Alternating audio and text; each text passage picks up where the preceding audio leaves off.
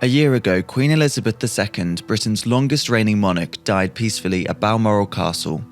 We take a look at the inside story of how the momentous events of that day unfolded. The Queen's doctors had known for some time that she was unwell. Her doctor, Dr. Douglas Glass, said in a recent biography that her death was expected and we were quite aware of what was going to happen. Just 2 days before her death, the new Prime Minister Liz Truss visited Balmoral on the 6th of September, where the Queen invited Truss to form a new government. The Queen was pictured looking frail but smiling as she met with her 15th and final Prime Minister. On the next day, the 7th of September, the Queen cancelled a meeting of the Privy Council after her doctors advised her to rest. Liz Truss was warned that there was a real likelihood that the Queen's health may worsen quickly and without warning. The next day, Wednesday the 8th, was Liz Truss's first PMQs as Prime Minister. Shortly after midday, word began to spread among the highest-ranking members that the Queen was unwell. In this clip, Angela Rayner has passed a note which read, "The Queen is unwell and Keir needs to leave the chamber as soon as possible to be briefed."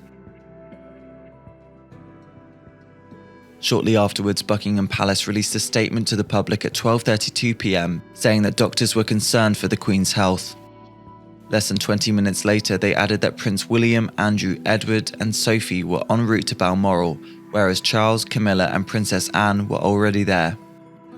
As per her death certificate, the Queen died at 3:10 p.m. in her bedroom, with Charles and Anne being the only people present. Although it took many by surprise, the Queen was aware her time was near, according to royal author and historian Giles Brandreth. His book, Elizabeth, An Intimate Portrait, claimed Her Majesty was battling a rare form of bone marrow cancer in the months before her death. Mr. Brandreth, a friend of the royal family, wrote, "The truth is that Her Majesty always knew that her remaining time was limited. She accepted this with all the good grace you'd expect." Liz Truss received the news that the Queen had died at 4:30 p.m. from her Cabinet Secretary Simon Case.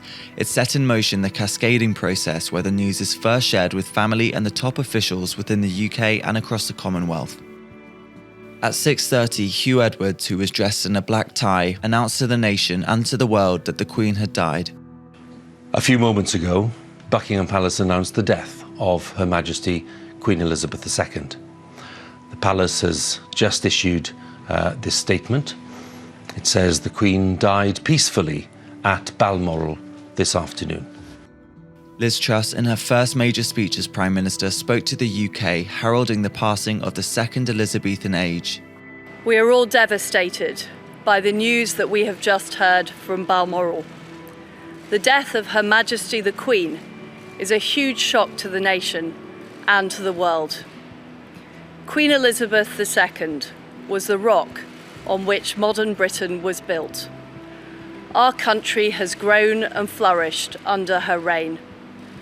Britain is the great country it is today because of her. We are now a modern, thriving, dynamic nation. She was the very spirit of Great Britain, and that spirit will endure.